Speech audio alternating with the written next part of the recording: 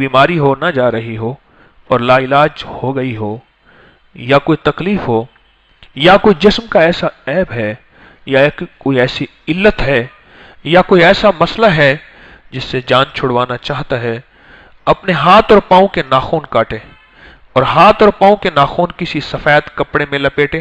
سفید کپڑا نہ ملے تو سفید ٹشو میں لپیٹ لے، سفید ٹشو نہ ملے سفید کاغذ میں لپیٹ لے، اور لپیٹ کے تصور کرے کہ یہ کفن ہے، اور اس ناخنوں پہ صرف ایک تسبیح پڑھ لے، ان للہ و انا الیہ راجعون، اول آخر 3 دفعہ صرف ایک تسبیح پڑھ لے، اور اس تصور کے ساتھ یہ بیماری جو بیماری ہے تو مر گئی، جو عیب ہے مر گیا، ختم ہو گیا، اب کوئی تکلیف ہے، کوئی دکھ ہے، کوئی چیز ہے، بس وہ میرے تن سے ختم ہو گئی، اس تصور کے ساتھ، اور اسے کسی ایسی جگہ جہاں کہیں دفن کر دے، ان ناخن کو چند بار ایسا کرے، جب بھی ناخن کاٹے ایسا کر لے، یقین جانیے بیماریاں ختم، مشکلیں حل، تکلیفیں دور، اور انوکھی بیماریاں، جادو ختم ہوتے تو میں نے دیکھے، جنات کو جاتا دیکھا، لا علاج بیماریاں ٹلتی دیکھی، مسائل حل ہوتے دیکھے۔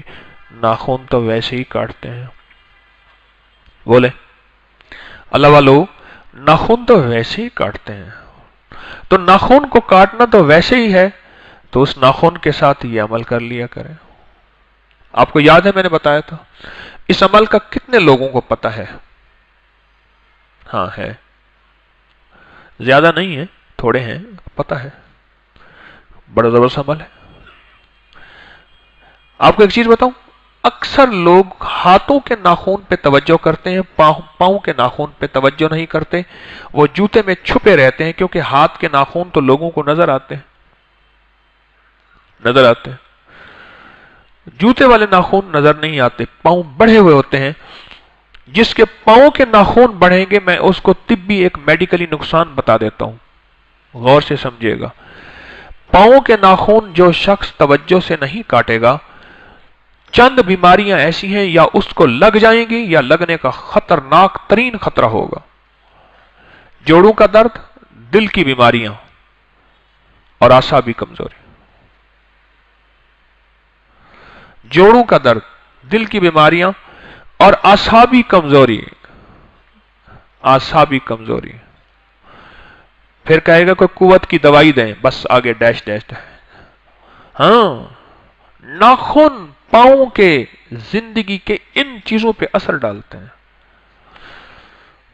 آج موضوع ہمارا خدمت کا ہے، تو اسی ضمن میں یہ باتیں بتا رہا ہوں کہ کسی کو نفع ہو جائے، کسی کا نفع ہو جائے، کسی کو فائدہ مل جائے۔ پاؤں کے ناخن پہ اکثر نظر نہیں جاتی، ہاتھوں پہ ناخن پہ نظر جاتی ہے، اور اس کو کاٹ کے اس پہ تیل لگا دیں، کوئی سا تیل ہو، اس کو اچھی طرح مل دیں۔ اس کی زندگی پہ، صحت پہ بڑے انوکھے اثرات ہیں، بہت انوکھے اثرات، بہت انوکھے اثرات۔ جو شخص کھانا ہاتھ سے کھاتا ہے،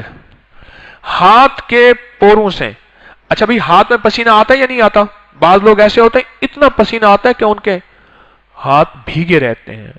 اتنا پسینہ آتا ہے۔ ہماری جو پورے ہوتے ہیں، ہاتھ کی انگلیاں ہیں، ان میں سے ایک خاص رطوبت نکلتی ہے کھانا کھاتے ہوئے، اور جتنی کھانے کی لذت بڑھتی جائے گی، رطوبت بڑھتی جائے گی، اور جو ہاتھ سے کھانا کھانے کے بعد کھانے کی انگلیاں چاٹ لیتا ہے، وہ رطوبت جسم میں جاتی ہے، وہ انزائمز ہوتے ہیں، وہ جسم میں جاتے ہیں، اور اس کی صحت اور فٹنس کا راز بن جاتے ہیں۔ یا رسول اللہ، رقت عینای شوقا ولد عینای شوقا ولد